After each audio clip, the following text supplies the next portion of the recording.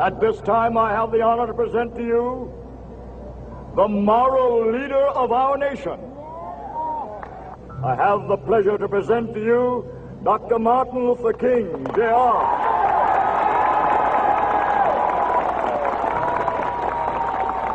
We cannot walk alone.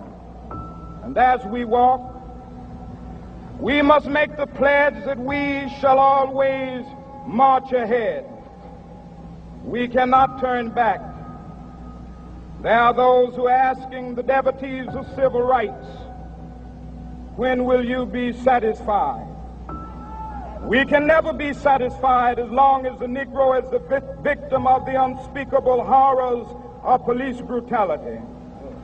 We can never be satisfied as long as our body is heavy with the fatigue of travel, cannot gain lodging in the motels of the highways and the hotels of the cities.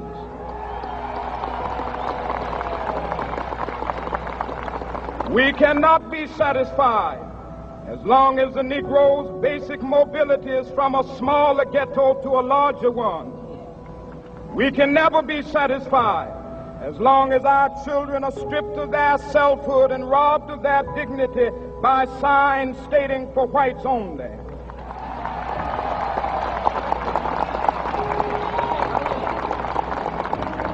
We cannot be satisfied as long as a Negro in Mississippi cannot vote and a Negro in New York believes he has nothing for which to vote.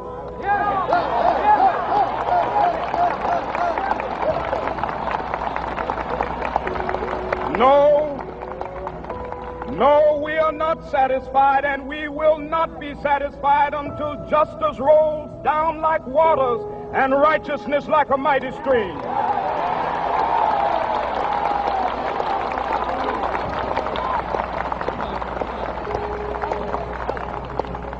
I am not unmindful that some of you have come here out of great trials and tribulations.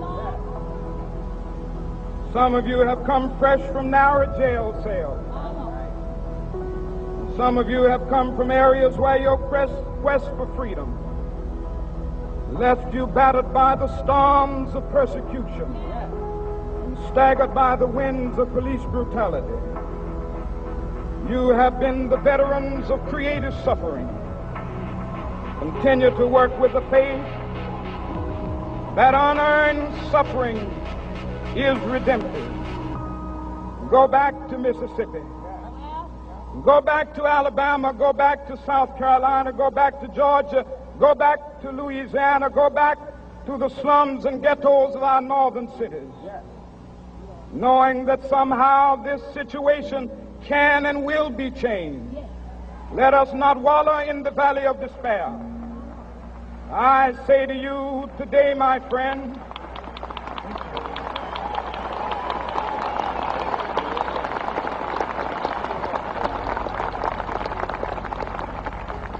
so even though we face the difficulties of today and tomorrow, I still have a dream.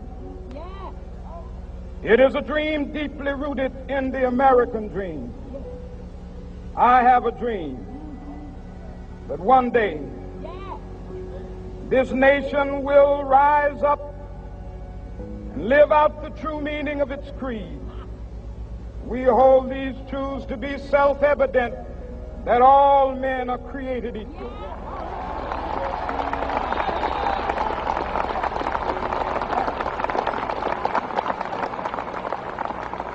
I have a dream that one day on the red hills of Georgia, the sons of former slaves and the sons of former slave owners will be able to sit down together at the table of brotherhood. I have a dream that one day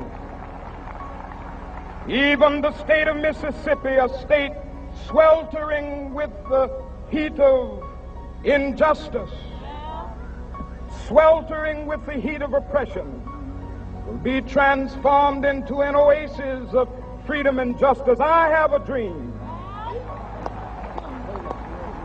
that my 4 little children will one day live in a nation where they will not be judged by the color of their skin, but by the content of their character. I have a dream today.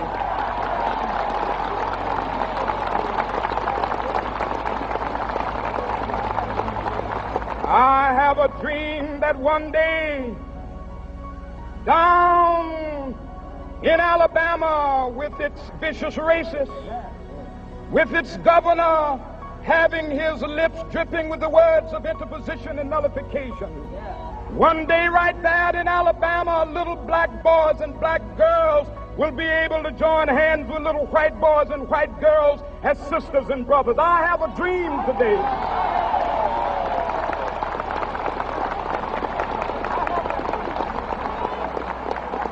I have a dream that one day every valley shall be exalted, and every hill and mountain shall be made low. The rough places will be made plain, and the crooked places will be made straight, and the glory of the Lord shall be revealed, and all flesh shall see it together. This is our hope. This is a faith that I go back to the South with. With this faith, we will be able to hew out of the mountain of despair a stone of hope. With this faith, we will be able to transform the jangling discords of our nation into a beautiful symphony of brotherhood. With this faith, we will be able to work together, to pray together, to struggle together, to go to jail together, to stand up for freedom together, knowing that we will be free one day. This will be the day. This will be the day when all of God's children will be able to sing with new meaning, "My country, tears of thee. Sweet land of liberty, of thee I sing. Land where my fathers died, land of the pilgrim's pride. From every mountainside, let freedom ring. And if America is to be a great nation, this must become true. And so let freedom ring from the prodigious hilltops of New Hampshire. Let freedom ring from the mighty mountains of New York. Let freedom ring from the heightening Alleghenies of Pennsylvania. Let freedom ring from the snow-capped Rockies of Colorado. Let freedom ring from the curvaceous slopes of California. But not only that, let freedom ring from Stone Mountain of Georgia. Let freedom ring from Lookout Mountain of Tennessee. Let freedom ring from every hill and molehill of Mississippi, from every mountainside. Let freedom ring, and when this happens, and when we allow freedom ring, when we let it ring from every village and every hamlet, from every state and every city, we will be able to speed up that day when all of God's children, black men and white men, Jews and Gentiles, Protestants and Catholics, will be able to join hands and sing in the words of the old Negro spiritual, "Free at last, free at last. Thank God Almighty, we are free at last."